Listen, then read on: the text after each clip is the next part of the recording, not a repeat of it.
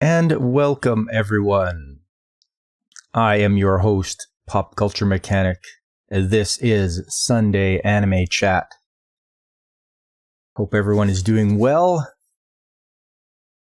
So, first off, as we often do, we will start with the news of the week, courtesy of the Anime News Network. To do that, just click on this and click on this. And let's see what is out there in the world of anime news. Anything that strikes my fancy. Let's see. Local manga localization company owner steps down. Okay. Owner states all debts will be satisfied in full by December 31st before company's change in ownership rebranding. Dallas-based localization company Local Manga's representative Christopher Hepburn announced on Twitter on Thursday that he is relinquishing ownership of the company as he is moving to a career in academia. He further stated the company's debts will be satisfied in full by December 31st before the company undergoes the transfer of ownership and rebranding. And good morning to you, Jake D. Throw the stooge down the well and set Wupstotska free. Is that the anthem? The national anthem of Wupstotska? Because I think we need a national anthem.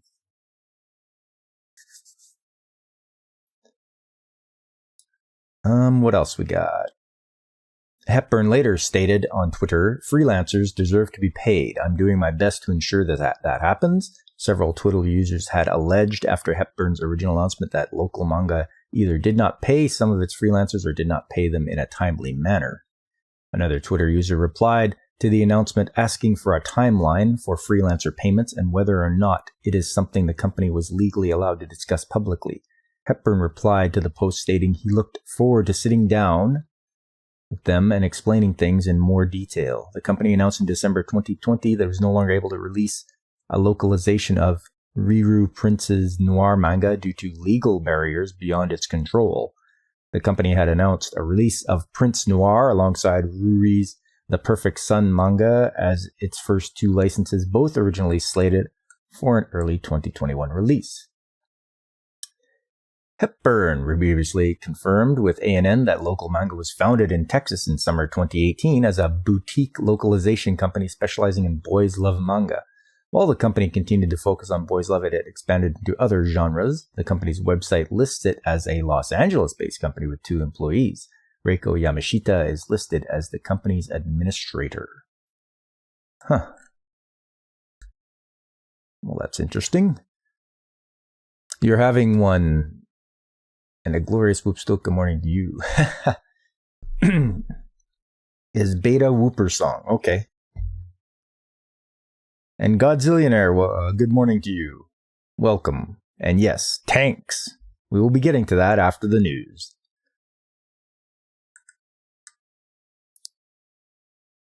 We have many of these machines on back order. All right, then.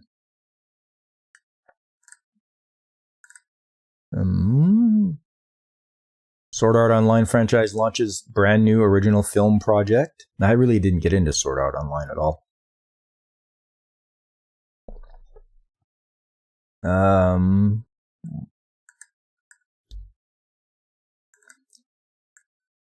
So on Saturday,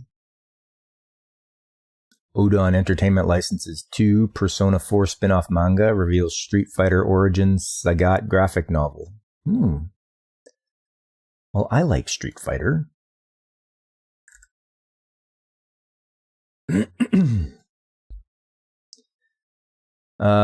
Company also releases Hidetaka Tenjin's Artistry of Macross from Flashback 2012 to Macross Frontier art book.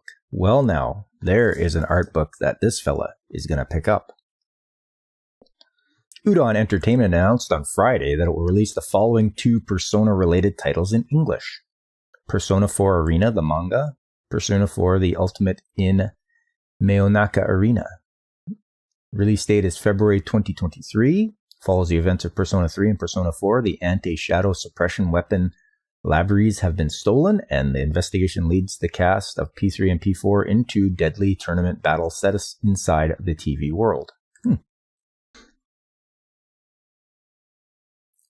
Sword Art Online would be a great series if it stopped at episode 17 or so, the end of the Einhard arc, but alas, it did not. No, I did not know that, Godzillionaire.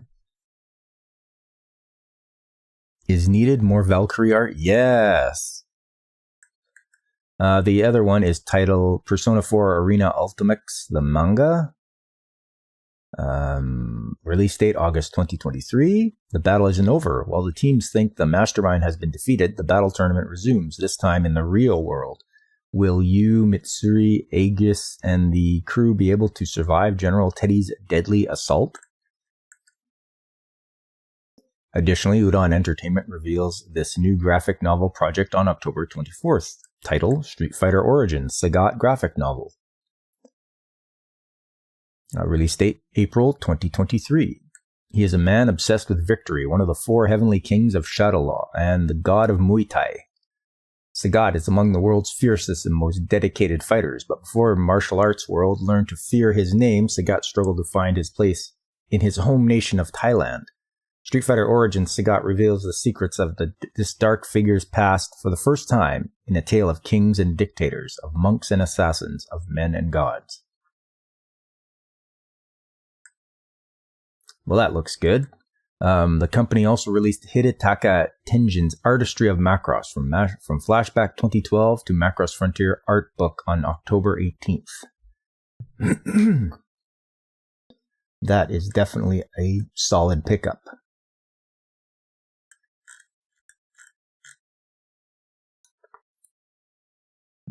Going back here. One Piece Film Red anime earns US $4.7 million on opening day in the US. Well, how about that? That's pretty darn good, I'd think.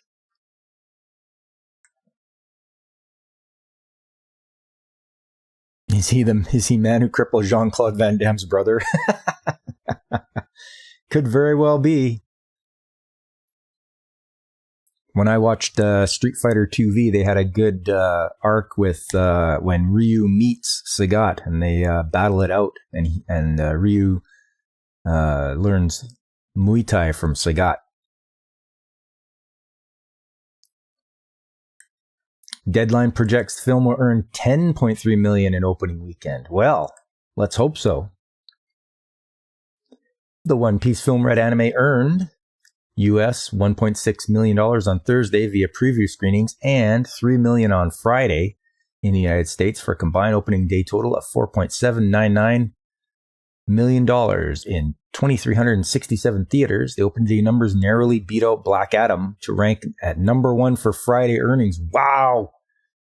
That's great. Deadline reported on Saturday that industry estimates are forecasting the film will earn $10.3 million over its opening weekend in the United States. Deadline predicts Black Adam will still top the chart for the weekend. Comparatively, Crunchyroll's release of Dragon Ball Super Superhero earned a combined opening day total of US $10,745,264,000 in 307 locations in the US in August. The film earned $20.1 million to top its opening weekend in North America. Also, comparatively, the previous One Piece film, One Piece Stampede, opened in the US as an event screening in 2019 and earned a total of $1.3 million. Street Fighter 2V was great? Yes, I agree, Jake D. That was a fun one to go through. I really enjoyed the adventures of young Ken and Ryu, learning that they aren't everything that they're cracked up to be, and they learn that the world is a much more dangerous place than they think. Crunchyroll released One Piece Film Red in the United States and Canada on Friday, and in Australia and New Zealand on Thursday. GKIDS, Annecy, and Variety Magazine's Animation is Film Festival hosted. The English dubs world premiere on October 22nd. One Piece Film Red opened in Japan on August 6th. The movie has become the franchise's highest selling and highest earning film installment in terms of both the number of tickets sold and yen earned at the box office. The film has also topped Top Gun Maverick to become the highest earning film to open in Japan so far this year. The anime is both the number 6 all-time highest earning anime film in Japan and number 9 all-time highest earning film in Japan. The film has sold a total of 12.79 million tickets in Japan and earned cumulative total of 17 billion yen, about 119 million US dollars as of October 30th. Well, this is good news.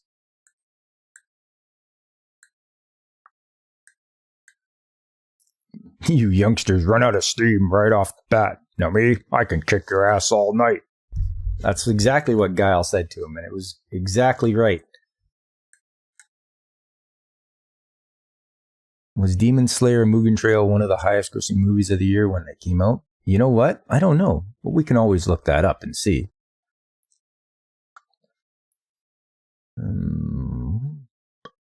Yes. Let's see here. I will have a look. Demon Slayer Mugen.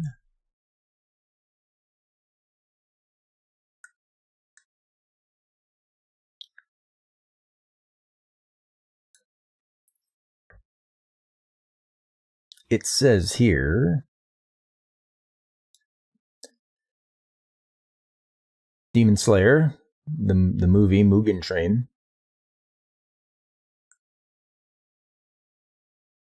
Where is it here? Premiering on October 2020 in Japan and late 2020 to mid-2021 internationally, it grossed over $506 million at the worldwide box office, making it the highest grossing film of 2020. The first time a non-Hollywood production topped the annual box office. It set a number of box office records, including becoming the highest grossing Japanese film of all time. Now you nailed it, Godzillionaire. It was one of the highest grossing movies ever.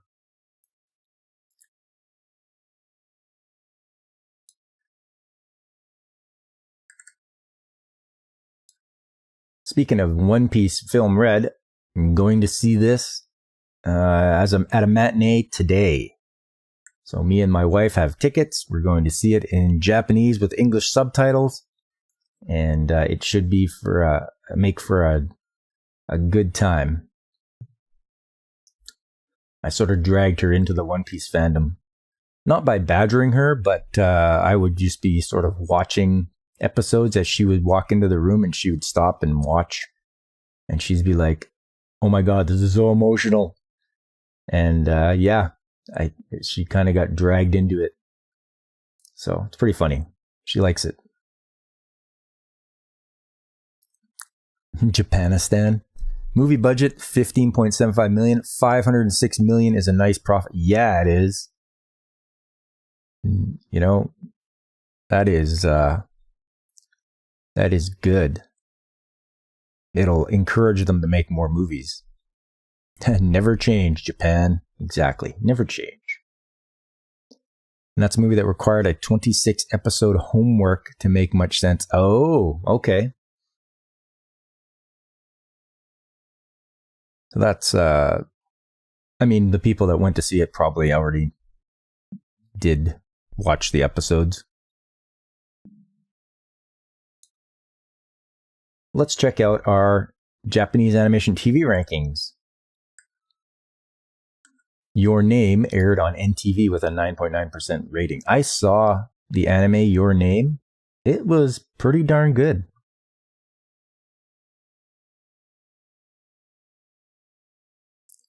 You wonder how long it takes Oda to count his money? I think he hires somebody to do it for him. Makoto Shinkai's Your Name anime film aired on NTV on a Friday, October 20th at 9 p.m. and earned 9.9% rating. The One Piece film Z anime aired on Fuji TV on Saturday, October 29th at 9:55 p.m. and earned a 5.6% rating. Makoto Shinkai's 5 centimeters per second and the Garden of Words anime films aired back-to-back on NTV on Monday, October 24th, and earned a 1.0% rating. This week's episode of the new live-action series of Takashi Natsuhara and Kuromaru's Kurosagi, the Black Swindler manga, aired on TBS on Friday, October 20th at 10 p.m. and earned a 7.3% rating. The Saze-san anime did not air a new episode this week. Okay. So we got Detective Conan with a 6.7, Chibi Maruko-chan with a 6.1, My Hero Academia Season 6 at 4.4, One Piece with 3.7, Doraemon at 3.4, Crayon Shin-chan at 3.4, Mobile Suit Gundam The Witch from Mercury at a 3.1, Delicious Party Pricker at 2.6, Animated Osaru no George, or Curious George, at 2.4, and Oshiri Tantai at 2.1. So that's in the Kanto region of Japan. Oda Scrooge, yeah. Where's his money bin? I bet he's got a nice little money bin to jump into and swim around in the gold. Okay, so this was the Japan area. Going to this side, the pond. Chainsaw Man is number 1 that people are watching. Myself, I don't watch Chainsaw Man because doesn't interest me.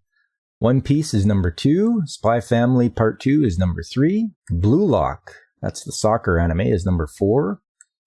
Bleach 1000 Year Blood War is number 5. The Eminence in Shadow is 6. My Hero Academia Season 6 is number 7. Just regular Bleach is number 8. Naruto Shippuden is number 9. And Mob Psycho 100 Part 3 is 10. So that is what people are watching on this side of the pond.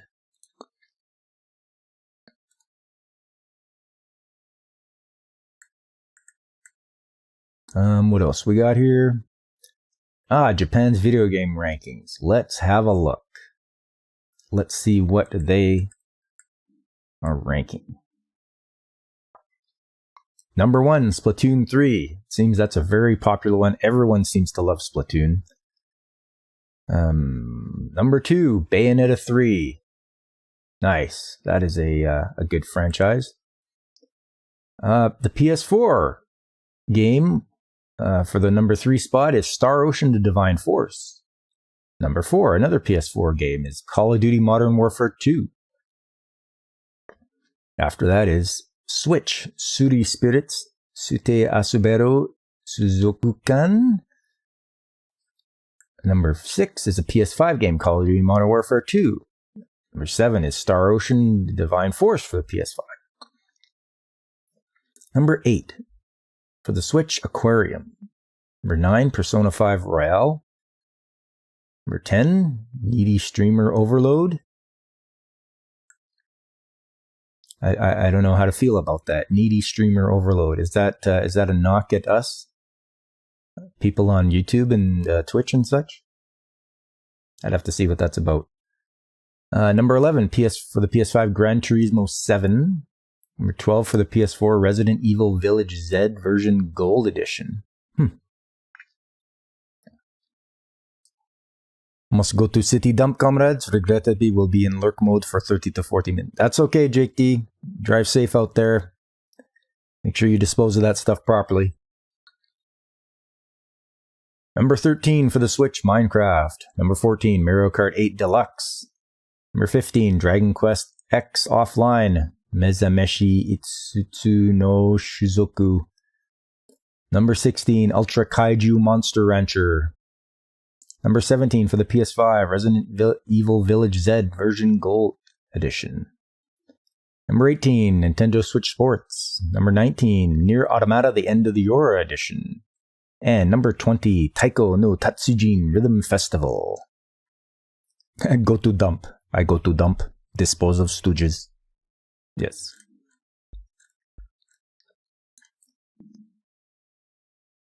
And that was the video game rankings for Japan. Friday news. My Hero Academia ranks number 2 on US Monthly Bookscan October list.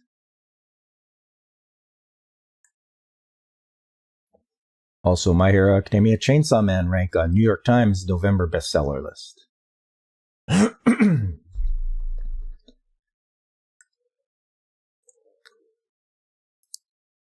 Let's see here. Let's see what the bestseller list actually has here. 7 manga volumes ranked on the New York Times monthly graphic books and manga bestseller list released in November. The manga on this month's list includes Kohei Hirokoshi's My Hero Academia Volume 32, Chainsaw Man Volume 1, Kaiju Number 8 Volume 4, Chainsaw Man Volume 2, Spy Family Volume 8, Chainsaw Man Volume 3, and Chainsaw Man Volume 4. The 8th volume of Spy Family ranked number 2 in October. The first volume of Chainsaw Man ranked at number 10, second volume of Spy Family at number 13, and the first volume of Spy Family at 15 on the list. Lots of Chainsaw Man, lots of My Hero Academia.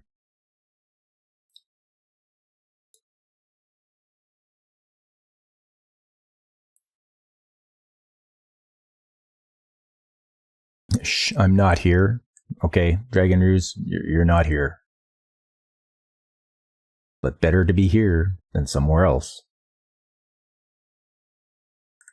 Okay, on the news, continuing along.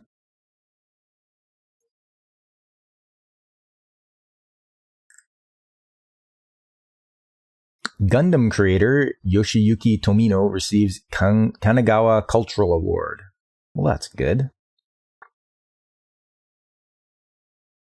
I know people out there like their Gundam, and this guy helped create it. Gundam creator Yoshiyuki Tomino received the 71st Annual Kanagawa Cultural Award for his work on anime and his influence both in Japan and overseas. Tomino received the award at Kanagawa Prefectural Hall on Thursday for Culture Day. The award commemorates people who have made outstanding achievements in the development of arts and culture in the Kanagawa Prefecture. It is a joint project between the prefecture and Kanagawa Shimbun. Tomino was born in Odawara in Kanagawa Prefecture on November 5th, 1941. Tomino created and directed the Mobile Suit Gundam anime in 1979. He made his debut at Osamu Tezuka's Mushi Production, where he worked on the Astro Boy television anime.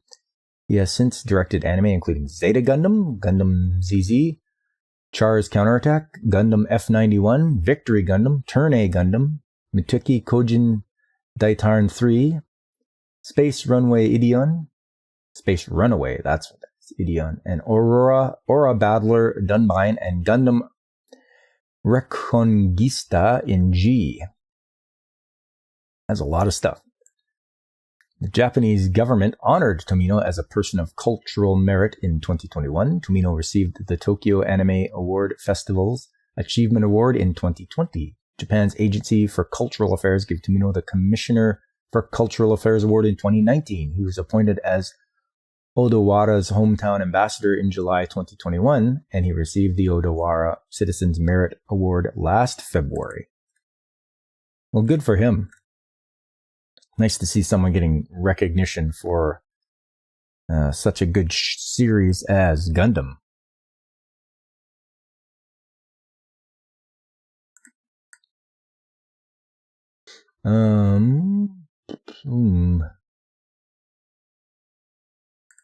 Doraemon 2023 Doraemon film animes trailer reveals new cast member, March 3rd opening. The first Slam Dunk anime film reveals new promo video, main cast, theme song, artists. Yeah, Slam Dunk coming back again.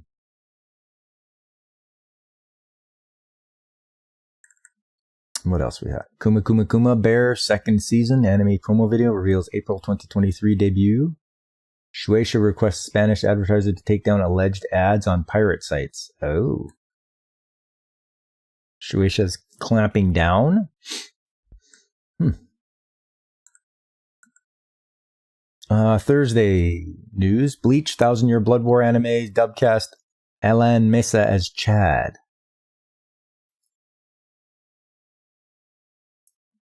Roku Sakura's Bushi no Hanataba, or romantic comedy manga listed with anime. Okay. Mazinger Z gets stage play in November by Tomokazu Seiki's theatrical company. Wow, Mazinger Z. We're going way back. Moriarty the Patriot, manga's first part ends.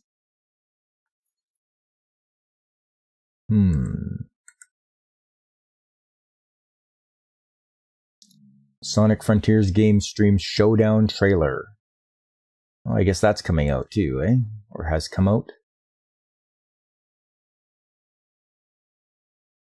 I'll wait and see if it's worth picking up, or if someone else plays it and can convince me that it's a good game.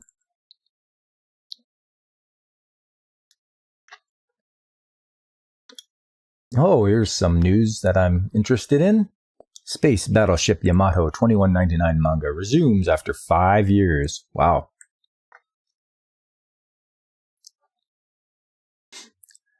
And a good morning to you, Alex Moore. Welcome. We're just going through news of the week right now.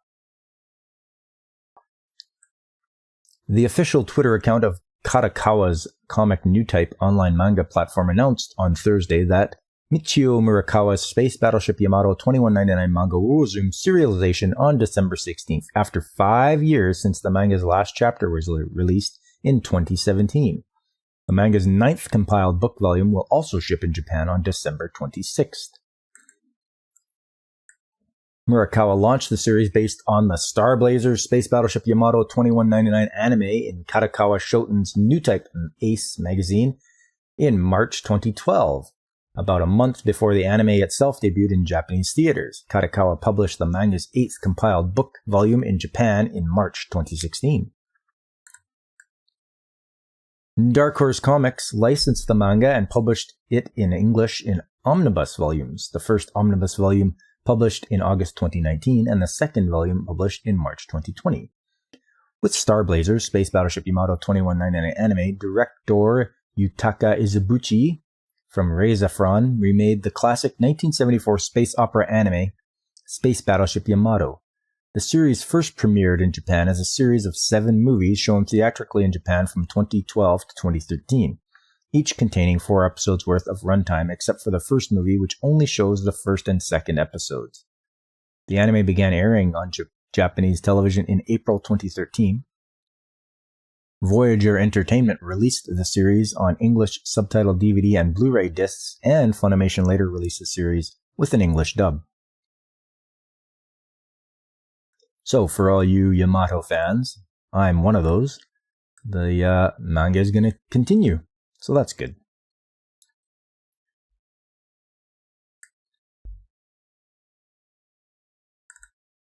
Campfire Cooking Another World with my Absurd Skill Anime Reveals first promo video cast member. On Wednesday, Toho announces new Godzilla work with director Takashi Yamazaki.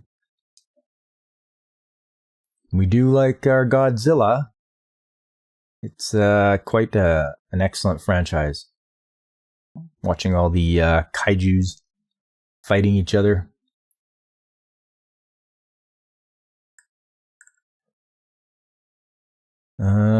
Voice actor diagnosed with the coof. Live action Tokyo Revengers 2 film to open in 2 parts in spring-summer 2023.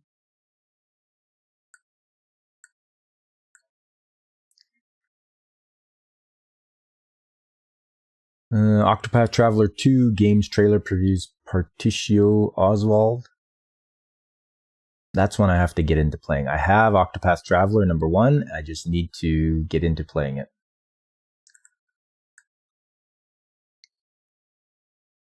Summertime Rendering, another Horizon Games second promo video previews gameplay. Front Mission First Remake Switch game launches on November 30th. PlayStation VR 2 launches on February 22nd. PlayStation 5 crosses 25 million units worldwide. 25 million worldwide. Is that good? Is that a good install base for the PS5? I don't have one myself, but just wondering whether that's a good number. if Sony would be happy with that.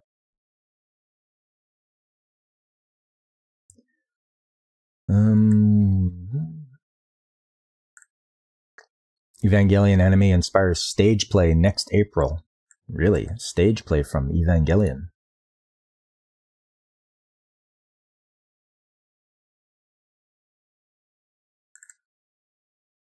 RWBY Arrowfell Games trailer reveals November 15th launch. Okay, so you can play RWBY on the Switch, PS4, PS5, Xbox One, Xbox Series S, and PC.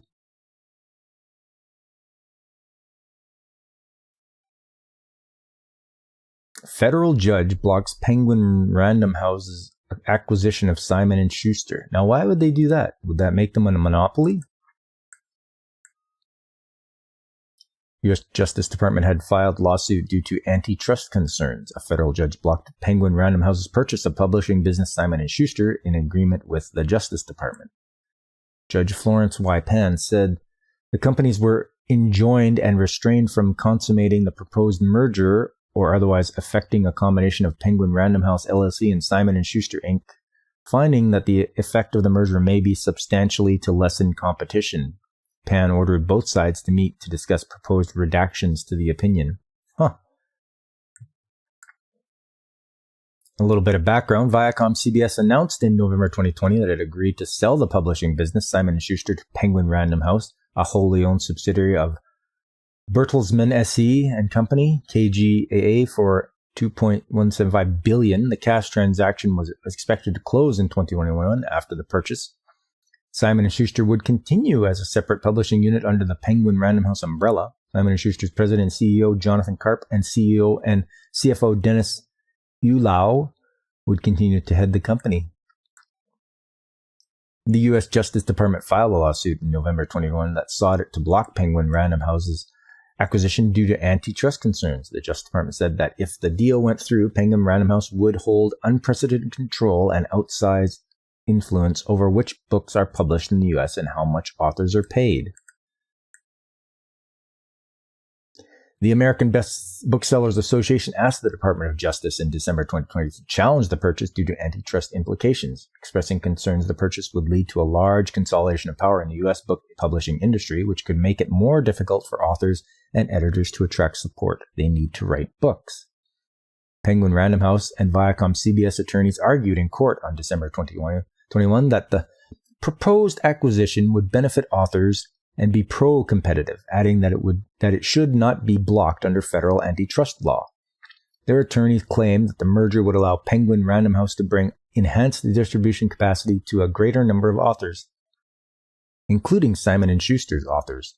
They also stated that the U.S. Justice Department cannot prove that the merger will reduce competition or diminish pay for book rights. Lead attorney for Penguin Random House, Dan Petruccelli, said the merger will only enhance competition. Penguin Random House publisher services and clients include Seven Seas Entertainment, Kodansha USA Publishing, which handles the Kodansha comics and vertical imprints, Square Enix Holdings Company Limited for its Square Enix manga and books publishing label, and Dark Horse Comics. Simon & Schuster distributes Viz Media manga and novel publications in North America.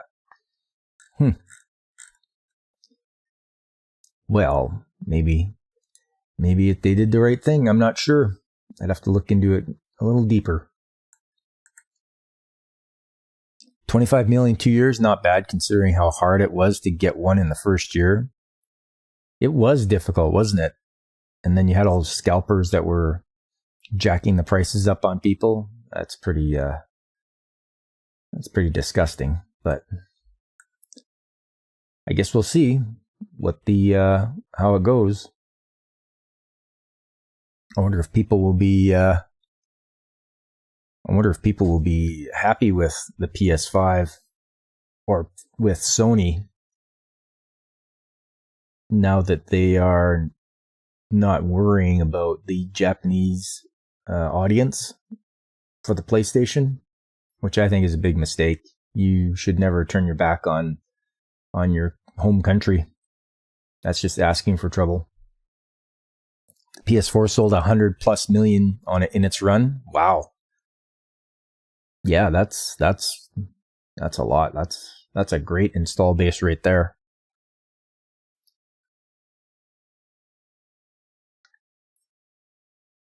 Voice actress Marika Kono limits activities due to adjustment disorder diagnosis.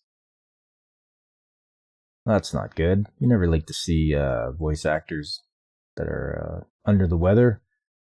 They have some kind of, or they're in poor health. And My Life as Inukai-san's Dog anime's second promo video released January 6th debut. Okay. Slam Dunk anime film gets IMAX, Dolby Atmos, Dolby Cinema screenings in Japan. Nice. Definitely like an IMAX film. We got Monday news. What do we got here? Fatal Frame, Mask of the Lunar Eclipse game launches in English on March 9th. We got some Fatal Frame games. My wife has them. They are for the PS2. Pretty crazy. It goes back that far.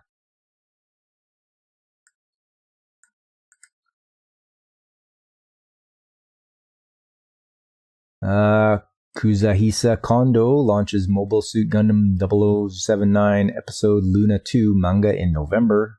More Gundam for ya.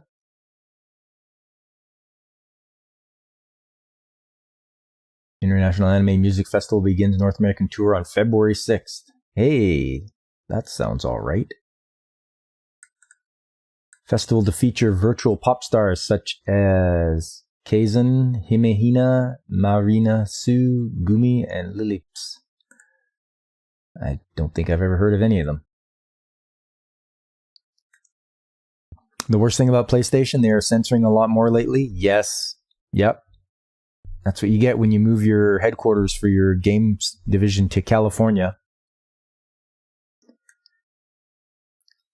Anime Entertainment LLC announced on Friday that the inaugural International Anime Music Festival will begin its North American tour on February 6th. The festival will feature virtual pop stars such as Kizuna Ai, original Singoroid, Kazan, vocal duo Himehine, vocal trio Marina Su, the North American debut performance of Gumi, and pop twins Leaps.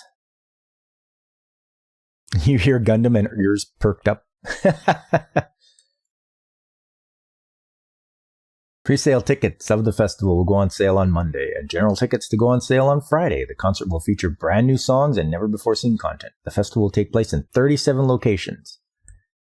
So here you go. If you are near any of these and you are interested in Anime Music Festival, you can go to Vancouver, BC, Seattle, Washington, Portland, Oregon, San Jose, California, Los Angeles, Phoenix, Las Vegas, Albuquerque, Denver, Kansas City, Austin, Texas, San Antonio, Irving, Houston, Oklahoma City, St. Louis, Missouri, St. Paul, Milwaukee, Chicago, Detroit, Indianapolis, Cleveland, Ohio, Cincinnati, Montreal, Toronto, Pittsburgh, New York, Boston, Nantucket, National Harbor, Philadelphia, Charlotte, Jacksonville, Durham, Atlanta, Orlando, Fort Lauderdale, Monterrey, Mexico, and Mexico City.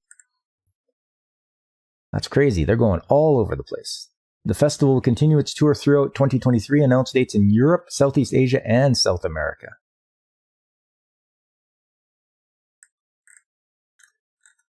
Well, that's great.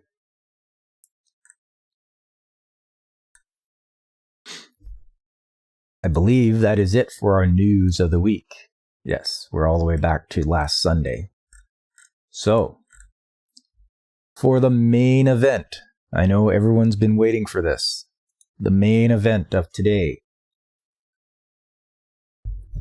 is Tank Police, Dominion Tank Police. Although,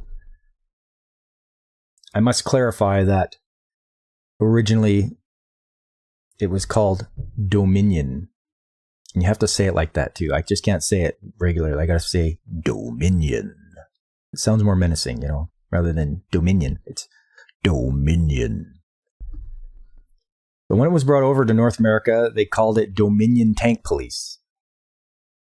The original manga was done by Masamune Shirow. If you don't know that name, he is quite well known for Ghost in the Shell and Appleseed. And what was the other one? Black Magic M66. So he is very well versed in doing cyberpunk. And he had a part in making Dominion. So let's get into it here.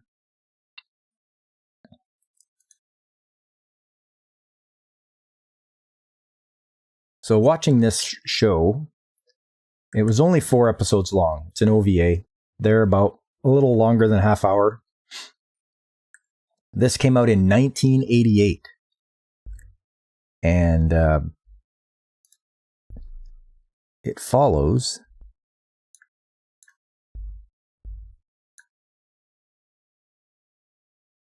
come on now, where are you here?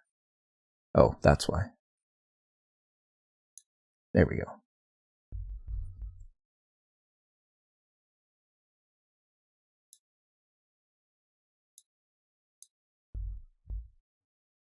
There we go. Yes, it follows the story of, in a future dystopian world where people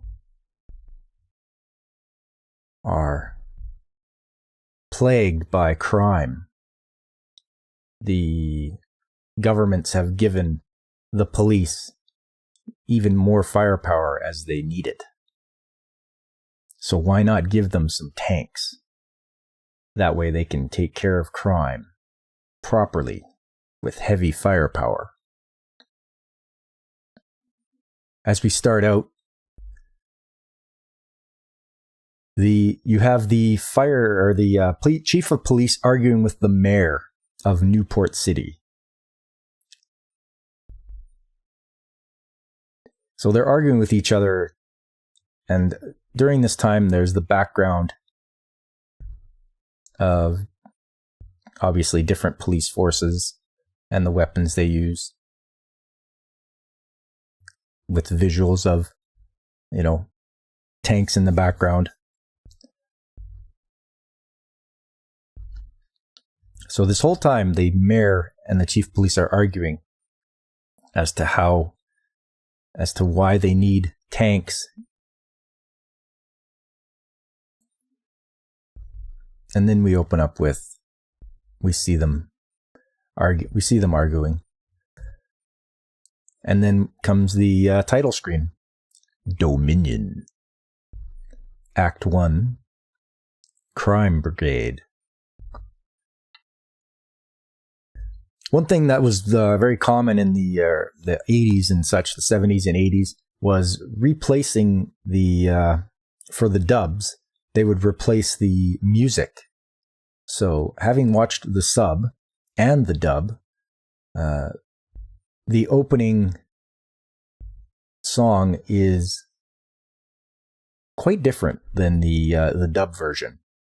The dub version is a little more generic. All they're doing is they're singing about tank police, whereas the Japanese version, they go a little more in depth and a little bit more variety of their opening.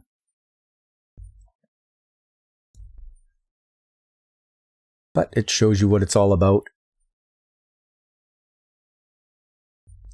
In the beginning, you get to see a lot of their tanks. You believe the police needs fighter jets, battleships, tanks, and miniguns on a Hummer? Okay. And there they are, the tank police. And hello there, Whoopa Troopa. Welcome. We're just starting the review of Dominion Tank Police. So, as it starts out, we are in a dystopian future where people have to wear masks because of a bacteria cloud that covers the earth. Wait a minute. That's is that the future or is that now? This is pretty crazy that they did it like that. But as you can see, everything's very dark and dreary. Nothing is bright or happy.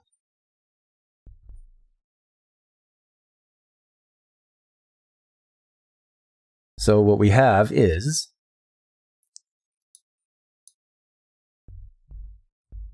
come on now. There we are. A lone ambulance. And greetings, Christian Fandom Geek. Welcome to the stream. We're just going over Dominion Tank Police. Just smash the like button. I appreciate that. If everyone gets inclined to do so, please leave a like. So there's a lone ambulance making its way through the city. And it has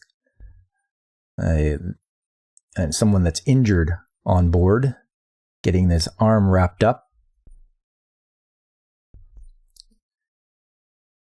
But there's something not quite right. It's a little bit off. The nurses look a little bit off as they arrive at the hospital. And they tell the guard, we got to get him in there. He's injured.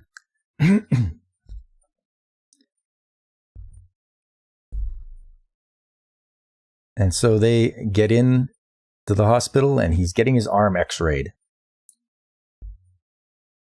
Because something must be really bad with it. And the doctor's looking at it and he tells them, we don't heal injured people here. We only take care of healthy people, which is quite strange. So he's looking at it, and they're questioning, why would you perfectly healthy people? Oh, well, apparently inside the cast, he has a gun. And he's like, oh, by the way, I feel all better now. But now I'm going to destroy your lab. And he does it. And while he's shooting it up the place, the call for the police goes out. So while this is going on, someone has a grenade in their mouth. And we learn right away that he is a suspect. And the police are playing with them because that's what they do. And they want him to confess. And they're all giving him advice about how he should confess. And they're all taking shots to try to pull that pin out of that grenade. And then Specs turns it over to Al. And Al is like, are we allowed to do this to the squad leader? And this guy's awesome. He ratchets up the manliness up to 11. He's really great.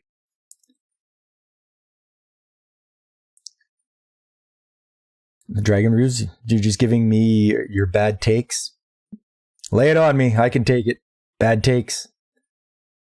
We don't have fan site here, so they're not going to be face palming. We might need somebody to take over for that job. So Al's like, all right. I'll give it a whack. And it goes all over the place. Oh, it happens to hit our main character. That's Leona Ozaki. She's coming over from the motorcycle patrol to join the tank police. And she happens to catch that grenade right in the eye.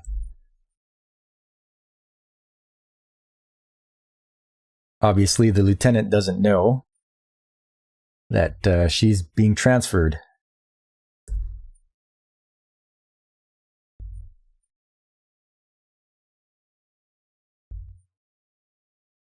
But she wonders who hit him, and she's like, oh, I'm just going to throw this. It lands in the bucket, pulls the pin. The suspect has the pin pulled out of the grenade, and we got an explosion. And the chief is not impressed. But meanwhile, back at the hospital, Buaku is shooting the place up while the Puma sisters, Anna and Uni Puma and Anna Puma, are looking for specimens. But it creeps them out because there's people there that are just sort of in a vegetative state. And so they find what they're looking for, and they have to make their escape. But the SWAT team arrives, and what the SWAT team does is try to capture them. However, they weren't expecting that the Puma sisters would do a little dance for them and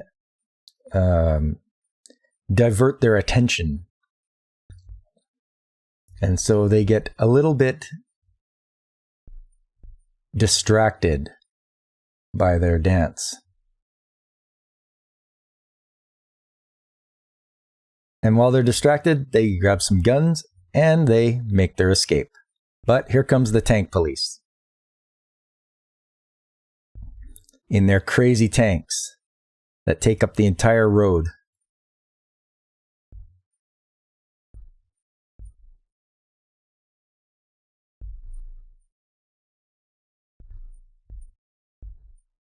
So they're out on patrol. The squad leader's explaining to Leona how things work. But then they get rear-ended. And who do they get rear-ended by? Buaku and his gang. And so he gets out of his tank and he's going to just yell at him. But Buaku pulls a quite large launcher into him and says, it's your fault, not mine.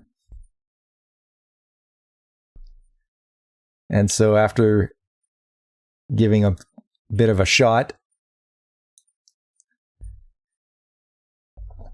they may try to make their escape, but they leave without the squad leader and go after him. And they chase them along, going through traffic. Leona, it's her first day and she's piloting this tank. It's crazy. And they're like, hit the turbo. They hit the turbo. The tank accelerates incredibly. But Leona runs into a building and it collapses. But she hasn't given up yet.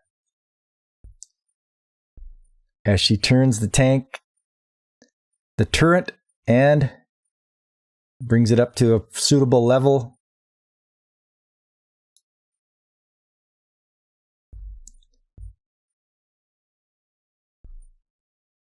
and she takes out the ambulance with Buaku and the Puma sisters. And they make their way along. Once again, the mayor is yelling at the chief of police for what happened. Then the chief of police yells at the squadron leader. Then the squadron leader yells at Leona and Al for what happened. And he's really upset. Not about because the villains got away, but because they wrecked his tank. And he loved that thing like a child. It was his tank.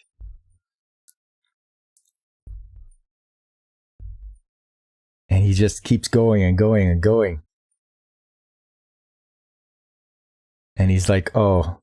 And then he makes her cry. She's on the verge of crying. But then he's like, I'm the one that should be crying, not you. And then she just lets him have it. He's like, I'm the one that should be. And she's like, go ahead and cry then.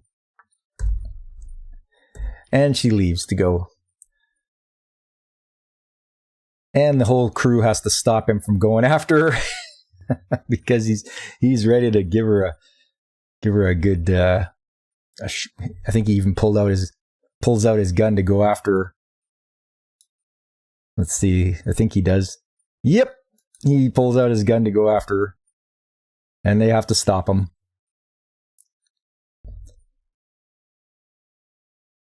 So after they stop him, they go back to the hospital to see what's going on.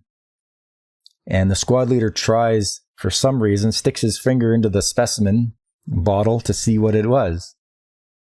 And he's like, oh, it's CO2 with NH2, 90%. And the doctor's like, he's like, no, that's not what you think it is. It's just urine. And he just tasted it.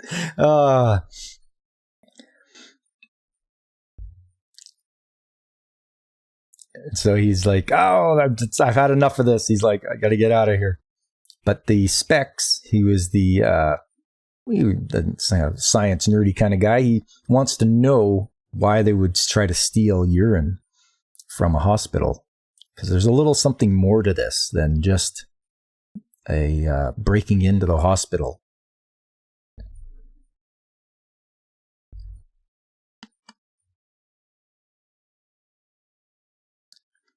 So what has happened is this bacteria cloud that's been hanging over them for generations. There are people being born that are healthy and not affected by it. So that's what they're exploring, is to why they are immune to the bacteria cloud.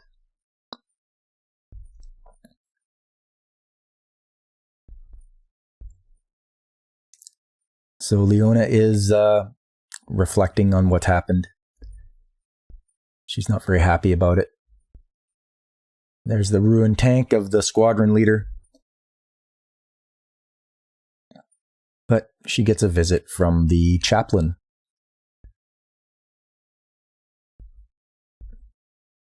And he explains to her about the tank and how it was important to the squadron leader.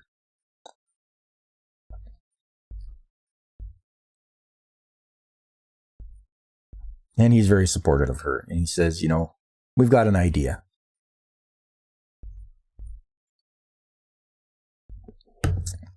So every time the tank comes back from patrol, it gets sprayed down, obviously, because of the bacteria cloud. And Specs is going to explain to the squadron leader what the doctor was talking about. Because obviously the squadron leader, he's not the brightest. He knows his stuff when it comes to policing, but not when it comes to science.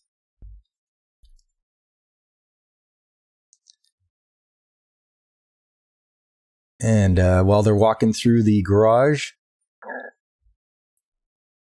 there is some spare parts being moved around.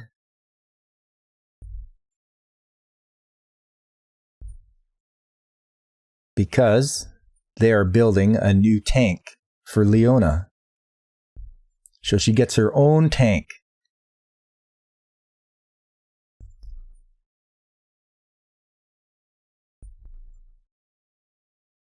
Although he wants to get rid of her. He wants her to report to the welfare department after they've finished building her tank. So she's none too happy about that.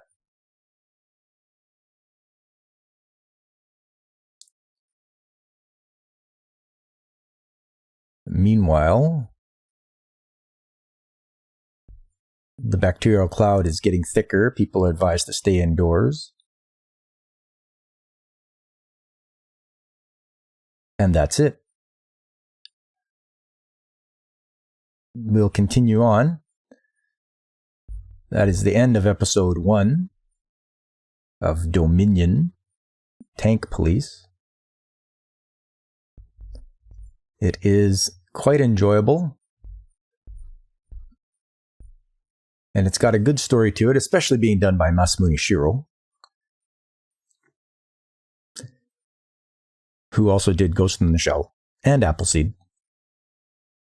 Let's see in the chat here. It's not that personally imposing tanks for internal purposes, but in my considerable experience, regressing scrams for freedom, and having found that those who employ such methods, there should be no prison system. It'll save lots of money if we Americans just ship them to Canada. Hey, don't be shipping them up here. Dragon Ruse. What are you doing? Lacking the understanding for the subtleties of secret police. Yeah. Wojtu Wupskotska, Comrade Leader Woopa Troopa, and Comrades Dragon Ruse and Christian Van den Beek. There you go. Never understood why it's called piloting a tank instead of driving a tank. Piloting, operating, probably be more operating, I would think, but I'm not in the military, so I don't know what they officially refer to it as. I mean, you pilot a jet. Operating would probably be the more proper thing to say, I think. But yes, Dominion. Tank Police. What an excellent ride. Just being able to, it's got a lot of good, it's got your dystopian future, it's got tanks, it's a cyberpunk wild ride. It cranks everything up to 11 as far as destruction. And it's got a good bit of comedy to it. Definitely get some good laughs out of it. And there's actually a deeper story to it as you go through and watch it. It's only 4 episodes long. It's not very long at all, as you can see by the analyst here. And good morning, Blaine. Tanks and cyberpunk. You can't go wrong. You watched this anime a long time ago. So that's Dominion Tank Police. And then there's a sequel called New Dominion Tank Police, which I will be watching later and doing a review on. It's 6 episodes long. It's 30 minutes each. That one came out in 1993. And then after that, there's a sequel as well, and it's called Tank SWAT 01. It's only 1 episode OVA. That's 30 minutes long, and it was released in 2006. So after that, after the second New Dominion Tank Police, I will be watching this and seeing how that is. Yeah, you can't go wrong with tanks and cyberpunk. But yes, if you continue on with this, I only showed you the very first episode, but if you continue on, there's only 3 more left after this. I think you'll be in for quite a surprise.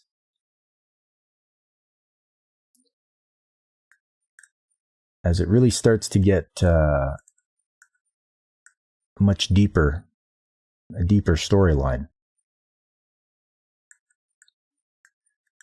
And yes, anything done by Masamune Shirow, people generally do enjoy, as he has done, like I say, a lot. He has done Appleseed, Black Magic M66, he's done Tank Police, he's done lots of Ghost in the Shell.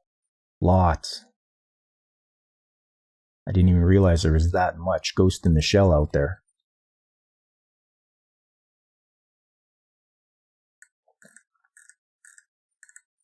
And lots of manga as well.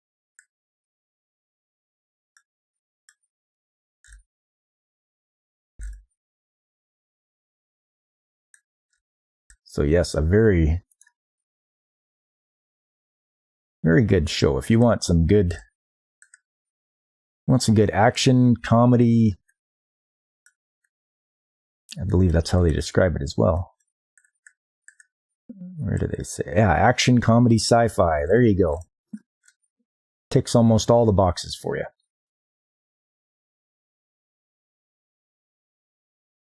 And in next episode, you'll get to see Leona's new tank that gets built, which is pretty funny because there's some pretty funny anti-tank weapons, we call them, that can stop the regular tanks from pursuing people, but Leona's is fast enough that she doesn't get affected by it. Let's just say they look like they look like giant marital aids, if you can imagine what that might be. Inflatable.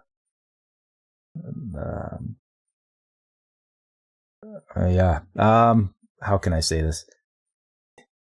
Inflatable. Yeah, enough with the jib jab. Explain the giant peepees. That's pretty much what it is.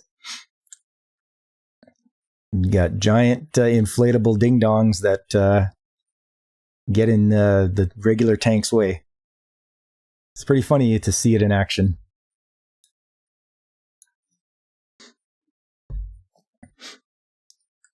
So yes, that was Dominion Tank Police.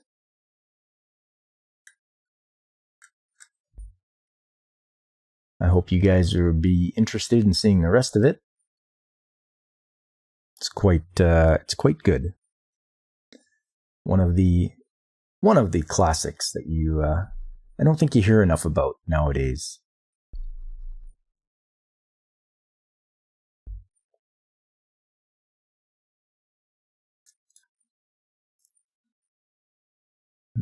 Let's see. I think the sequel, yes, it is a follow-up. It's not just a remake.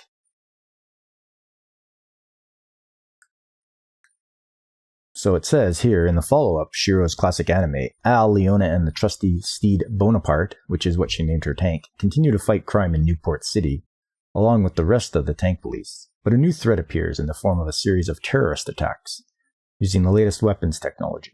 The tank police are outnumbered and outgunned, but Al and Leona set out to discover who or what is behind these attacks.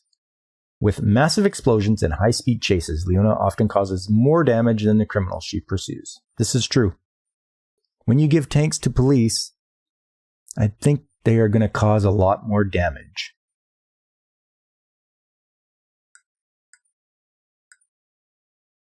But yes, this will be one for next week on Sunday Anime Chat.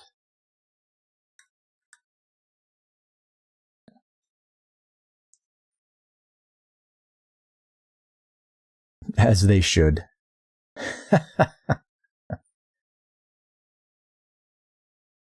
So this afternoon, we will be heading out to watch One Piece Film Red at the theater. I'm looking forward to this. It's going to be in Japanese with English subtitles.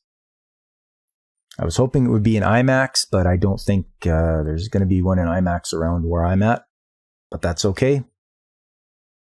We'll still have a good time watching it.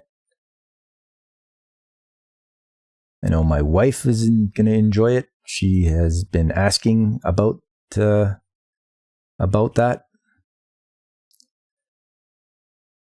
The squalid masses will not keep themselves in line. Now, how do you know that? How do you know they won't keep themselves in line? Some people appreciate law and order, you know.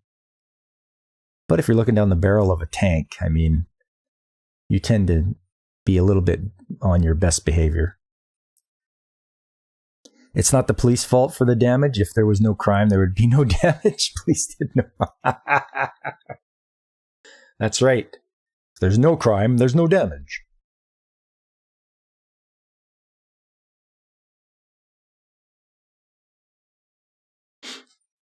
So yes, something for me to talk about next time will be my impressions of One Piece Film Red. Without giving any spoilers, really. I know there's a few of us One Piece fans out there.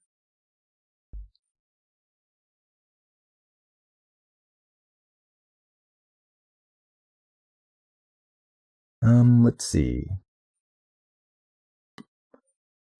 To cap it all off.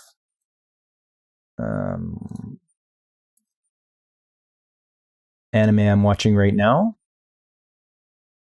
Kanko Season 2, Let's Meet at Sea. Just started that. Seems to be very dramatic to start off. It's quite the it's not quite the first season. And I don't see a lot of the same characters, so they're switching over to different characters, which is good. Futoki no Guild, just watching that. It's kind of like, it's It's just your popcorn kind of anime to watch. I haven't gotten into Ikiba Maid War as much. I did watch the first episode, but I'll have to catch up. Mobile Suit Gundam Wing, I watched that 2 episodes every day just to get through. We got 49. We're already at 22. So just moving right along. One Piece kind of stopped at Fishman Island, but I'm collecting the DVDs to keep on going. I'm farther along in the manga. I'm all caught up there. Reincarnated as a Sword. That's pretty much one of my favorites right now. Just watching the adventures of Fran and Chisho. Really makes you really want to root for her. And if you haven't watched the latest episode, you should, because it gets pretty crazy. And Shinobi no Itoki, or Shinobi no Itoki, it's your typical predictable story so far. Reluctant hero, I don't want to be the leader, but you're going to go to ninja school and learn how to ninja so you can be a ninja. Obviously he's bumbling and fumbling his way around and he can't do very much. So unless there's a turnaround in that one, I don't know. That might be one I drop. I usually like ninjas, but I guess we'll see what happens. I tried in the past, gave them an inch, and they started talking about millimeter. Yes. Maid War is amazing. Okay.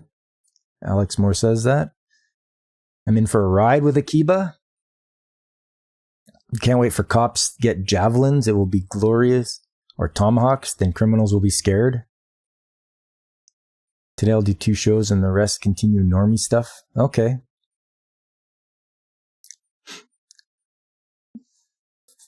Five out of 7, great show. Release the uncle cut. I thought you were going to do that, Blaine. I thought you were going to get it so that it's just boiled down to just what the uncle does in Shinobi no Itoki, and then that's it. That seems more exciting than what Itoki himself gets up to, that's for sure. Yeah, sorry. I'll show you guys my list here. Oh yes, Uncle is back soon. Okay. That's no problem. I can catch up. It's no big deal catching up. Sometimes there's a couple days where there is no new stuff that I want to watch, so I will catch up those days. You're literally chatting last night with someone who said the uncle was their best part. Yeah, I could see that. Just seeing what he's done so far, he's way more interesting than main character. Main character is like, oh, okay, we get it. You're bad at this. You don't want to do this. You're the leader, but you don't want to be the leader. Yeah, it's maybe it's getting to be a tired old trope for me. But we'll see. Oh, and Uncle is back soon. That's right. That's the one Uncle from another, or the Uncle Isekai, if I'm not mistaken.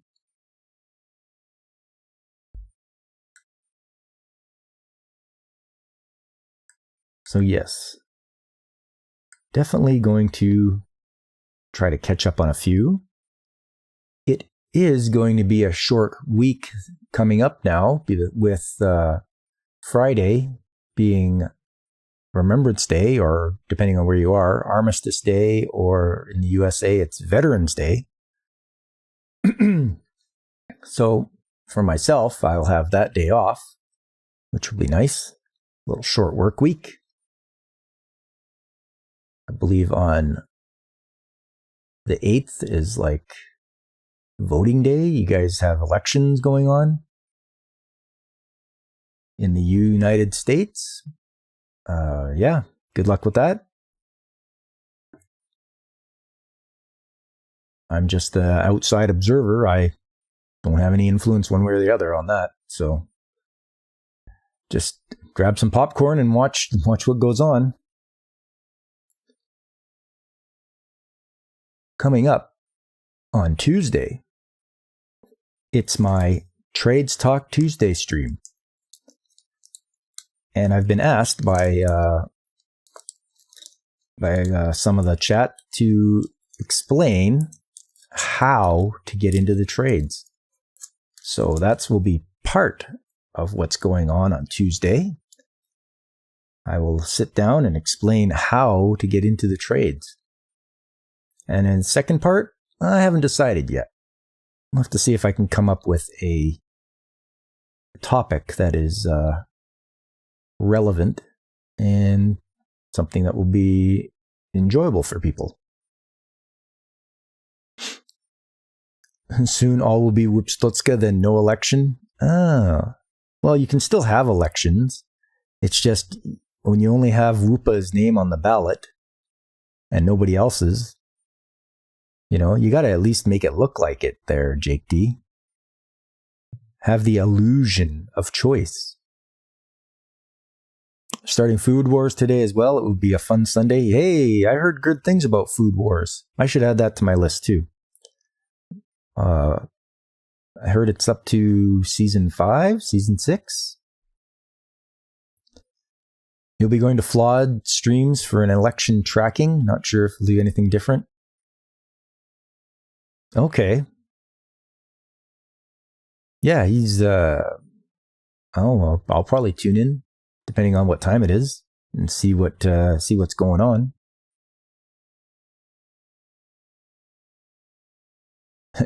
Jake D, choice? Well, you can put on the ballot, you could put Wupa and then a box to checkmark in, and then on the other side it's Woopa Troopa and have another box to checkmark. And there you go. You got your choice. You either chose Woopa or Woopa Troopa. I mean, half your ballot is uncontested runners for various councils and such. Okay. Oh, that's right, because you guys do all that stuff too. The only reason there's an election is because my master plan is not ready yet. Oh, Dragon Ruse, you have a master plan? Is it involve Oklahoma somehow? I'm confused what your master plan will be. But I'm curious to hear what it is. Election Tuesday, you'll be lurking on those election streams. Like I say, I'm pretty much lost when it comes to that stuff, so I'll just, I'll probably hear what the end result is, I guess. Dragon also have a robot army? Oh, don't ask about his master plan? Uh-oh, I made a mistake. Probably going to get a wall of text now.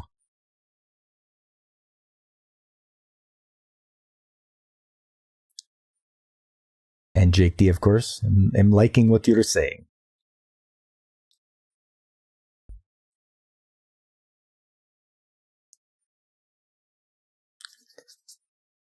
Yes, so please join me on Tuesday. If you can pull yourself away from the election coverage and such. I don't know if maybe it is a good idea to stream on that day. I don't know. But I'll do it anyway. Shouldn't matter. Maybe a little break from election stuff. The master plan is a bit of a last plan on the list. Oh. Well then.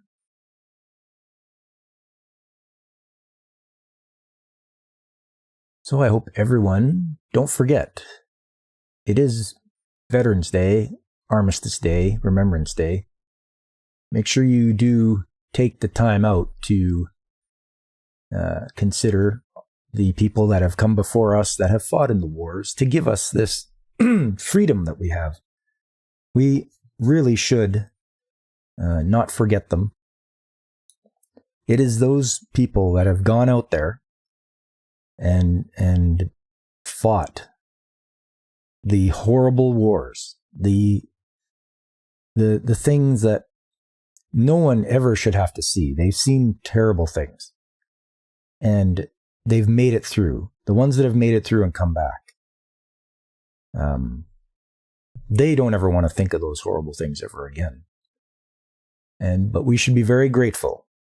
We need to show them our gratitude for giving us the freedom that we take so much for granted. We do not know what it's like to live through a war like they went through. So I would say, do what you can to support the veterans and show them that you appreciate what they did for us back in the day. You know, we need to thank them, because without them, I think things would be a lot worse than they are right now. So, wear a poppy and attend a local ceremony if you can, or watch it on television. Have that moment of silence and just be grateful for what you have, because there are places that are a lot worse off. Okay, off my soapbox now. Can't speak about it, otherwise they will interfere with it. Tank Police downloaded. Nicely done, Alex. Nicely done. Less of a plan and more of an answer. Like Wolverine, fight in all wars.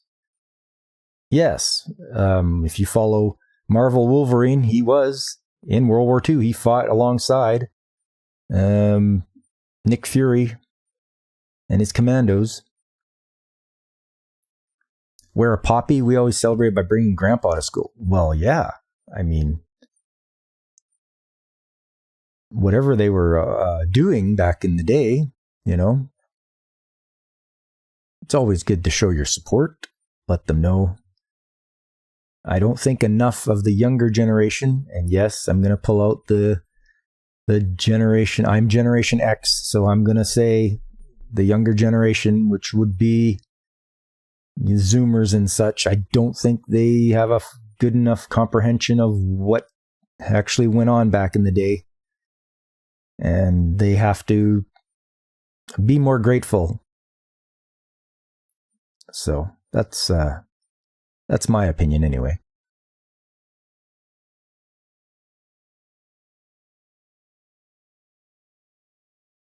I'm hoping we try and find Korea War person. No can seem to be remember where he is. It's like forgetting something. Yes. Well, in the I think as we move further away from the events that have happened, there's going to be less and less survivors. Obviously, World War I happened over 100 years ago, so I don't think there's any more survivors left from that. World War II was like 80 years ago. Korean War was in the 1950 to 53. You know, that's 70 years ago. And then after that was Vietnam, which really wasn't a world war. But you should not forget the veterans from that war. A lot of them were drafted to go there against their will. I know they didn't want to do it, and that was a pretty messed up war from what I can tell. And then after that, the next one would have been probably the Persian Gulf in 1991, where a lot of people were involved. And then I know they kept going back into the Middle East. And then obviously in 2001, they went, after that attack, they went to Afghanistan and such. And that was pretty crazy. But yeah, there has been too much of that. Can't forget Vietnam vets. They'll take out a whole town just because of some cops. I mean, yes, Don't forget them. They were forgotten by their government when they came back. And then there was all the protesters and the hippies, and they were not happy about them going into Vietnam. And it's like, yeah, but don't blame the soldiers. Blame the government. They're the ones that sent them there. They're the ones that did the draft. And it's like, you're fighting in Vietnam. And it was under the pretense of stopping communism from spreading from the North Vietnam to South Vietnam. And it's like, there's got to be a different reason for that. I can't think of any good reasons to go into Vietnam, of all places, and start fighting. Although, looking back in the history, as I so often do, because I'm sort of an amateur historian, apparently the French started up in Vietnam. They were the ones that started that war, and then they left, and the Americans came in and continued on. So that might be part of the problem right there. What were the French doing? And they started it.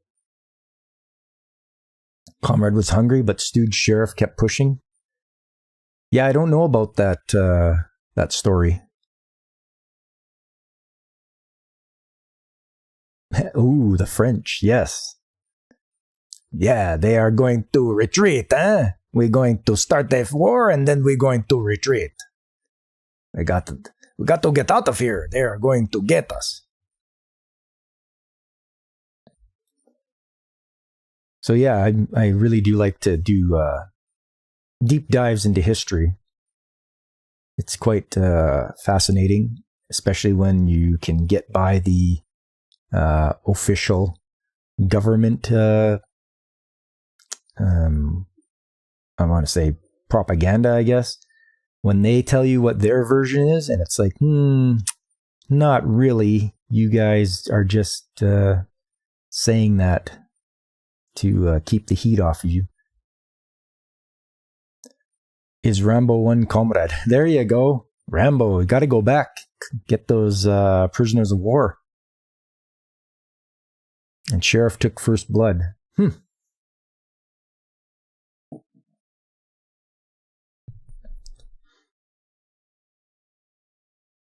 I've been going for a while now. I want to say it's great having you guys all come out. I really appreciate you doing that.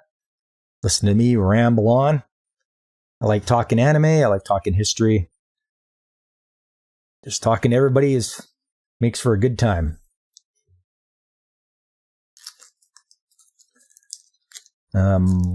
Yes. Have you not seen First Blood, the first Rambo movie? It might have been years since I've seen that. And I mean years. Like I've seen a lot of movies over my lifetime, and sometimes they just got all jumbled up. But it would be worth it. I'd watch.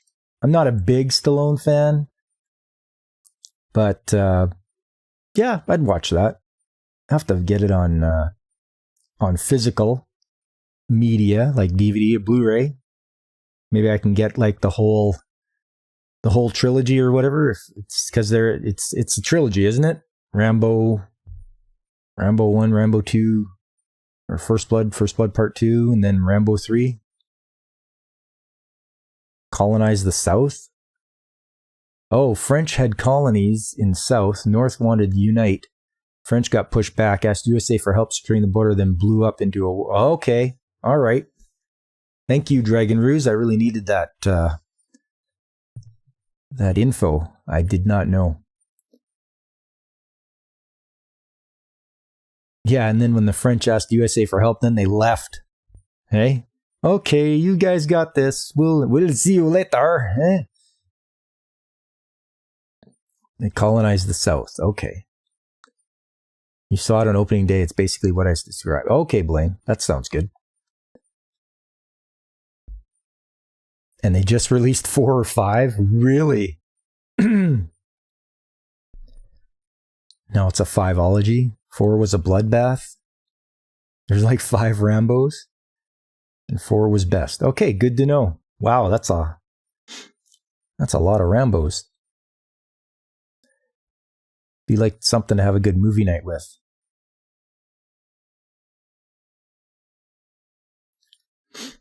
But yeah, Rambo. Add that to the list. Pop culture maniac, as Prophet said yesterday. Hello, Nerdporial. Good to see you. Yes. Pop culture maniac. That's a good one. For anybody that doesn't know, the fella did like a Rising Star video about, and I was featured in it, and wow, that was pretty neat. I never expected that in a long time, that someone would actually do a video about me. Crazy. Very, very honored that someone would do that. Like, I'm just me. I mean, you know, very humbling. I appreciated it. I really did. Do I have Analyst? I certainly do. I have Analyst. I think you're on there too, aren't you? Drop the link in Discord. Yeah. Okay, I can do that. Can drop the link in the Discord.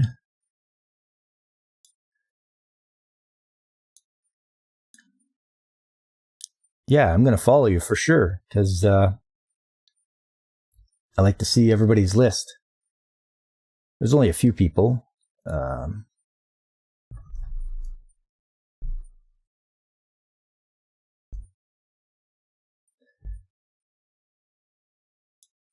There you go. Do that. Do that. Do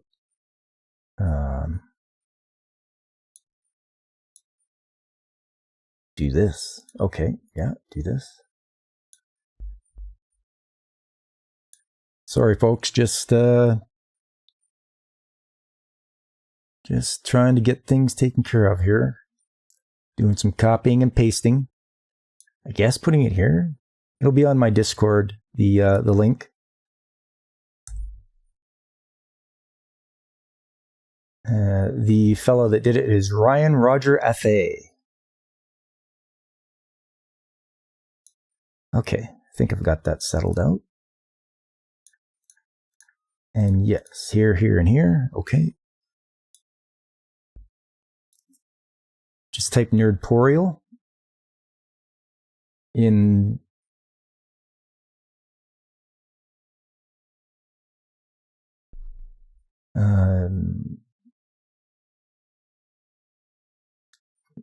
just right here in the search. Nerdporial.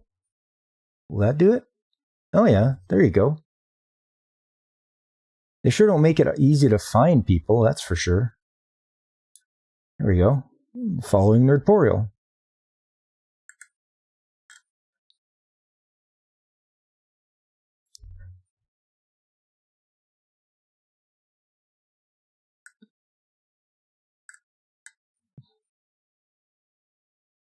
Pop culture maniac mechanic is a rising star. Dragon Roost Da. Yeah, there we go.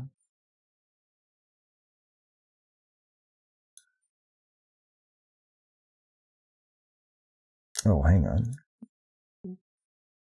Do my profile. There you go. There's my profile. I've only watched 160 anime that I can remember.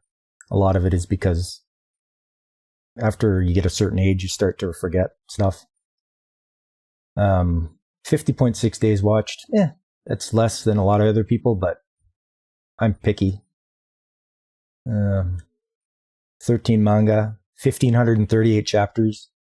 1,000 of those are One Piece, so don't get fooled by the amount of chapters. It's just because I read One Piece.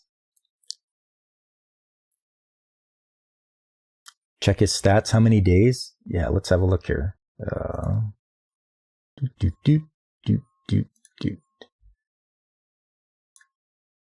No stats yet.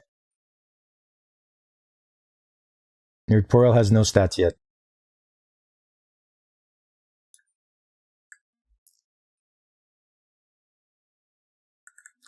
Okay, yeah, he's only got a few uploaded or picked off anyway. Yu Yu Hakusho, Vampire Hunter D, Perfect Blue, Monster, Cowboy Bebop, Ayako, and MW. Oh, that's a manga. Okay.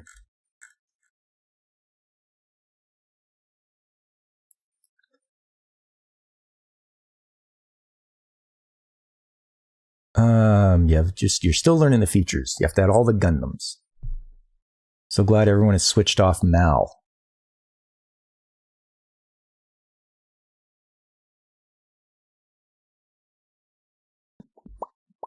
You did start rewatching Classic Sailor Moon episode 1. You've been digging the soundtrack. Dubbed? Are you doing the dub? Or are you doing the sub? Yeah, and you just created it last week. That makes sense. MW Moo is messed up. Very unlike Tezuka. Moo, eh? You literally scroll through year by year searches and you will always find something you forgot. Yeah, I found myself doing that. I'll start off and I'll be like, okay, let's pick 1970 and then go through all that. And it's like, have I? Haven't I? No, yes. And then just keep going on. And it's just like, wow, you just scroll and scroll and scroll. It's just never ending. Forever scrolling.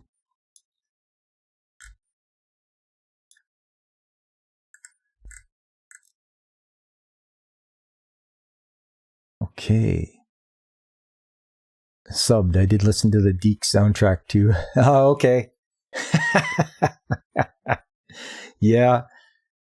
I heard if you listen to the sub, it's like Usagi's voice is extremely high pitched. So you gotta watch the volume on that. But then if you listen to the dub, you can hear the girl who did the voice of Shrieky from the Care Bears. When she starts screaming, it's hilarious.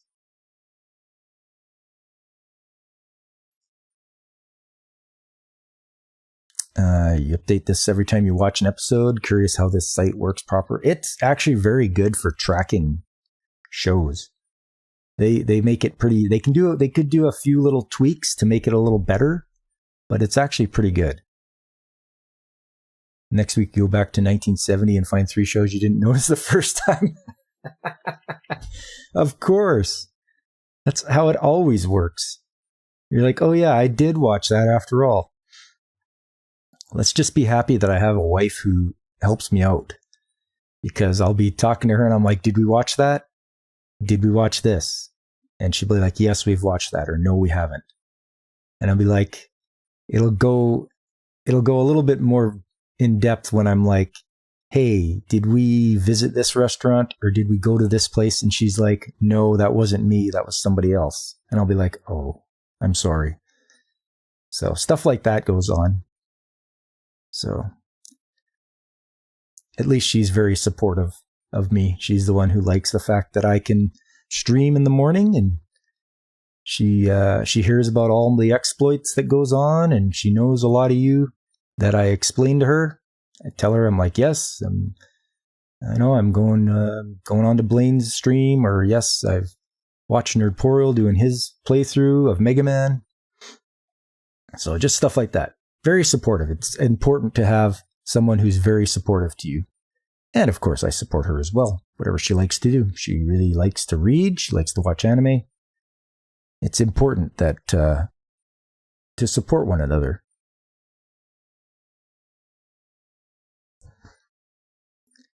Hey, and a good morning to you, Punkwaddle. Thanks for coming in. This is just sort of chilling now after going through the Dominion Tank Police, which I encourage everyone to go and watch. It's a fun time. It's only 4 episodes long. It's a dystopian cyberpunk comedy sci-fi with tanks that the police use to catch criminals. and lots of destruction. So the action is cranked up to 11 as you watch this baby.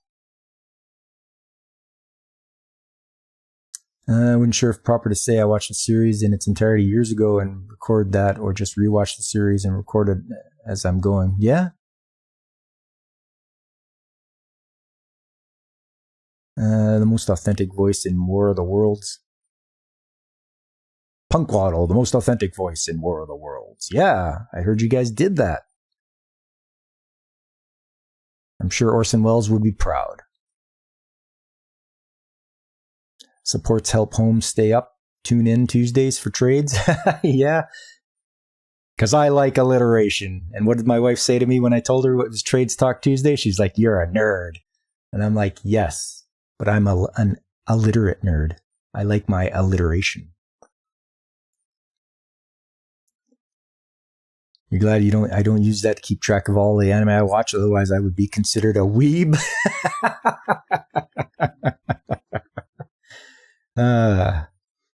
It's okay. Embrace your inner weebness. It's all right. You're among friends here. So what's worse, nerd, weeb, dork, or geek? I think they're all, they all have their specialties. Isn't that right? You know, a nerd is generally nerdy things that they take enjoyment in, like computer programming and such. Weeb is for Japanese and all things Japanese. They love Japan. Dork, I'm not sure. Not sure about what the traditional definition of dork is, but a geek used to be someone who would be like on a circus sideshow, I thought, and they would like eat raw fish or stuff like that, or things like that. Hopefully somebody can come up with better definitions than that.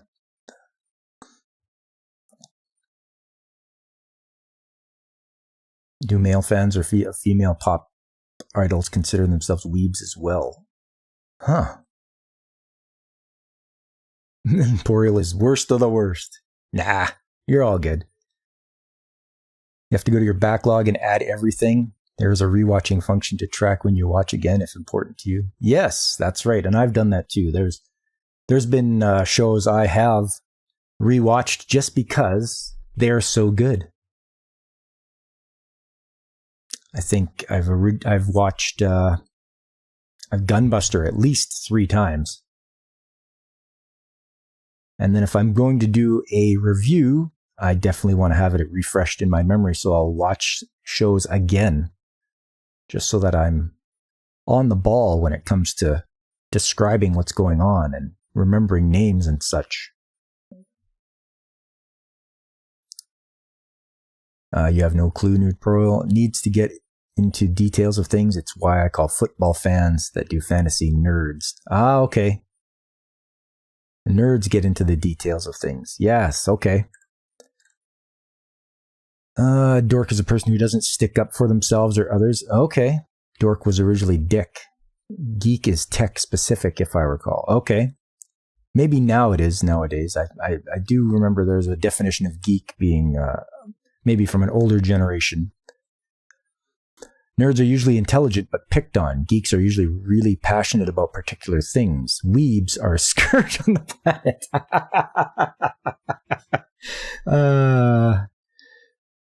Oh, Nerdporial. Scourging the planet every night. I agree with that. Would that be every night at 7 p.m., Blaine, Pacific time? On your channel? Shameless plug. Your take makes more sense. Yeah. Revenge of the Nerdporials. Could be a movie franchise. I agree, Punkwaddle. My wife and I watched Revenge of the Nerds actually a little while back, and she thought it was funny. I thought it was funny too. It's actually got James Cromwell in it, of all actors. You can believe it. He's one of the nerds' dads. If I'm going to changing geeking out is now basically positive ranting about a passion. Yeah, okay. I've heard that expression before, geeking out. it seems that things that were spoken of negatively years ago are being spun around and being put in a more positive light, which is fine by me. Yeah, James Cromwell, you betcha. He was also in Generations? No, First Contact. That's what it was. Star Trek First Contact. He was Zefram Cochrane. For all you Star Trek nerds out there. Yeah, Nerd Pearl got it. First Contact.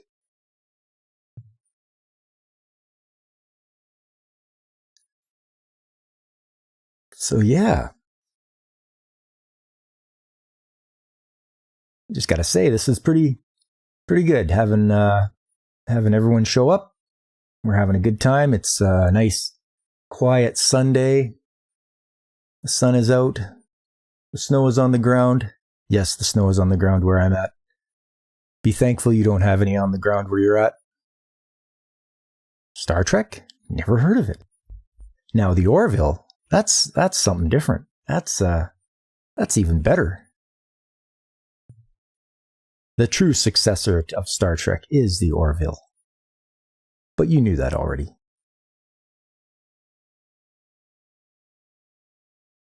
I know my wife and I, we've watched all of Next Gen. We've watched all of Deep Space Nine. And she wants to know if we're going to watch Voyager. Well, begrudgingly, I'm going to watch Voyager. It's not my favorite, but I'm going to get the box set and we'll watch Voyager. It has its moments. Redenbacher? Like popcorn? Like Orville? Redenbacher, yeah. You're not missing much. Haven't seen an Star Trek. Haven't seen a Star Trek Dragon Ruse, not an Star Trek.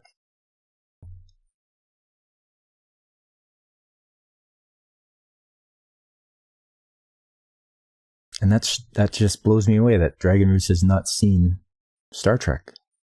Any one of them. It's crazy. It's been everywhere since 1966. You enjoyed Voyager as a kid when it was on TV? On the UPN? The Paramount Network?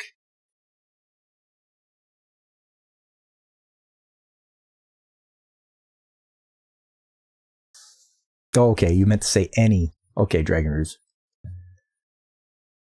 He's translating from Remedial Oklahoma. Oh. You saw the documentary Trekkies, and I was so disappointed at how fans were depicted. Couldn't stand the obnoxious dorky. Yeah. Was that the one with Denise Crosby hosting? I know she did a documentary about Star Trek. The hell is UPN?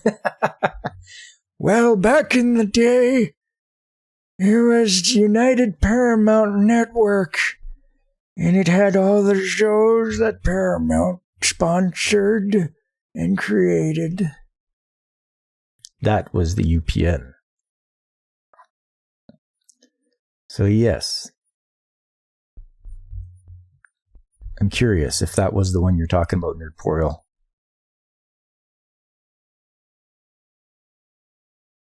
And being looked upon in such a negative and being depicted negatively as Star Trek fans, that bothers me as well. It's like, just because people look to a brighter future, doesn't mean they're weird. Sure, they dress up as Klingons and Romulans, and they dress up as Starfleet officers. Well, that's harmless. Looking towards a brighter future, which is what Gene Roddenberry wanted, as he was once again, he experienced the horrors of war. He was a World War II bomber pilot, and he went through war. And apparently, if you go through war, you don't want to experience anything like that ever again. So he gets a job in Hollywood writing. He writes different shows. I even think he did some westerns. And then he came up with Star Trek, which had a bright looking future.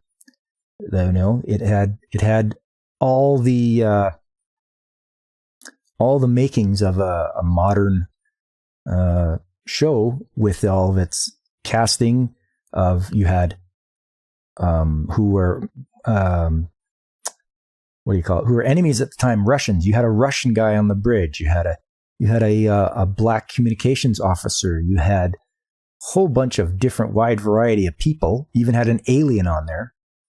And that was his idea of a bright future where everyone gets along together and they go out and they explore space.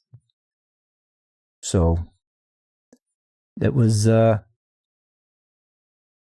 way ahead of its time. I think he did a good job. Well, I actually caught it when 97, in between season 3 and 4, Scorpion Part 1 solidified my watch. That was when they swapped out Jennifer Lean for the woman that played 7 of 9, Jeri Ryan. I'm pretty sure, anyway. Was that before or after The Big Bang came out? Just for the chronology of mocking nerd culture by the media. Yeah, Punkwaddle. Yeah, Denise Crosby. Excellent. You didn't have cable, so whatever local affiliate it was at. Okay. Lady went to the office every day dressed as a Starfleet officer. It was cringe. That's going a little too far when it comes into your trying to come into your work life and all that. People might not understand. Blaine's 32. He surprises many, but he remembers the days before in-home internet. Ooh. Voyager launched UPN. Okay. Yep. That makes sense. 1995. You're younger than me, but you don't look it. You probably watched on CBS then. UPN was not on cable. Paramount and CBS, I don't think, were together at the time. That I'm not sure about. I don't know whether they were or not. It's a little different up here in Canada. You know, back then it was just you pay the cable bill, and whoever your cable provider was, I think you only had a choice of two. You either got Rogers or you got Shaw, and that was it. It was either that or you went with the antenna, and you maybe got 3 channels. So wherever I was at, I just had some cable.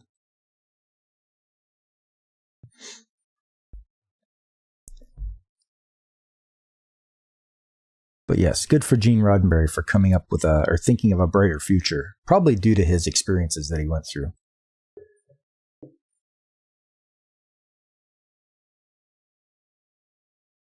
You have always had cable?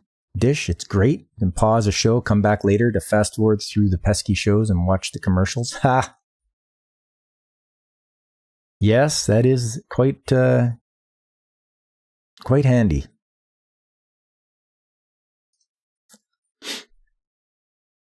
Rogers and Shaw sounds like a sports duo. Yeah.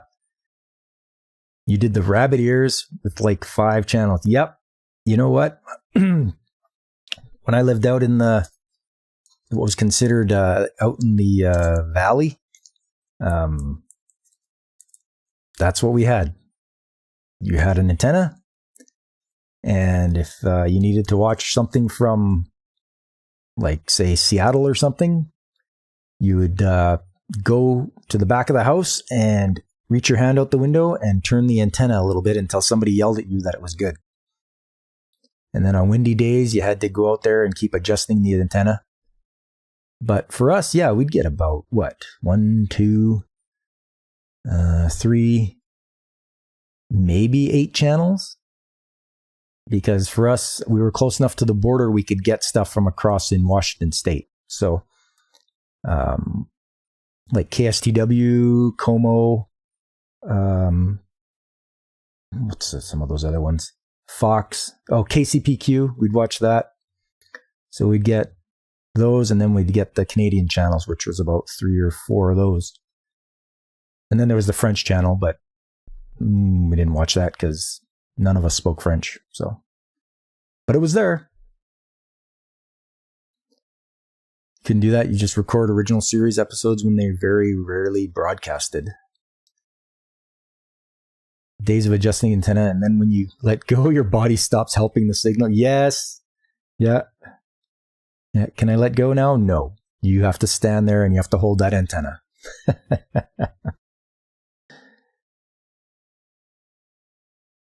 You pause a show, walk away and do dishes, yard work, or go to the store, then come back. Okay.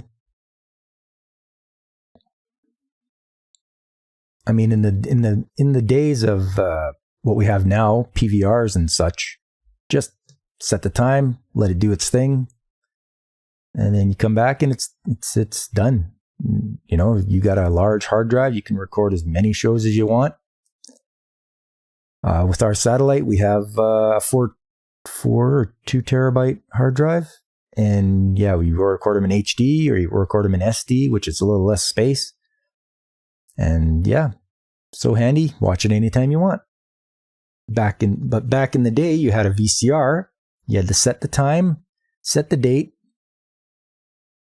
You had to make sure you were on the right channel, and then you could maybe it would record for you. You had to make sure you had enough tape available.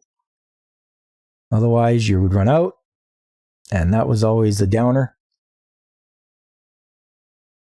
And the more modern VCRs you get, there has like a number you could program in on your TV guide. So yes, you would actually have to read a paper copy of TV Guide. There would be a number in there. You input that into your VCR, and then it would hopefully take care of the rest of the recording for you. It would do it, start up at the right time and everything like that. So a lot more involved. You really had to know your technology back then to get it to work for you. And then never mind about your tapes being recorded over and over and over again. Then you get degradation, and it's like, oh, my favorite show, it's getting washed out. So all that stuff, it's pretty much history now. Those days are long gone. I mean, I suppose I could record something on my VCR, but it would just be for nostalgia reasons, I guess. Or unless I'm going to try to make a video that looks like something that was recorded on a VCR. Your DVR is full? Wow. Get a bigger hard drive, Dragon Ruse. And you're banning the word read? Oh no, you don't like to read? That's a fundamental skill. You need to know how to read. How else are you going to read the chat and find out what's going on? I'm not going to read it for you. No, that's a lie. I guess I have been reading the chat, but you get the idea.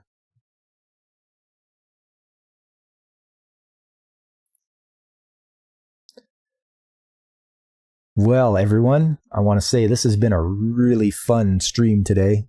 I've had a great time chatting with all of you. You are some of the best people that I know on the internet. The meta is read? Yes, it is. Watch some subbed anime. Yeah. Reading is for nerds.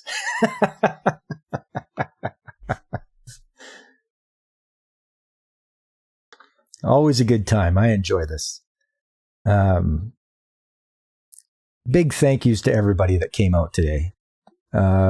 Big thank yous to Dragon Ruse, Punkwaddle, Nerdporeal Lifeform, Blaine from Blaine's Escape Corner, Alex Moore. Who else showed up? I know there's more of you out there. Jake D. Always good to hear from Jake D. I said Alex Moore, right? Christian Fandom Geek. How could I forget? And Whoopa Troopa. Godzillionaire. Yeah, everyone. It's I give you many thanks for showing up. Please slap that like button if you can. Sort of helps me out. There's other channels besides mine to visit as well. You could go to Pacific 414, Blaine's Escape Corner, Channel 66, DJ Ronnie G, Brandon the Anime Guy. You could also visit the Nerdporeal Lifeforms channel, and Punkwaddle from Floral from Under a Rock. Myself, I am on Twitter, BitChute, Odyssey, Rumble, and Twitch.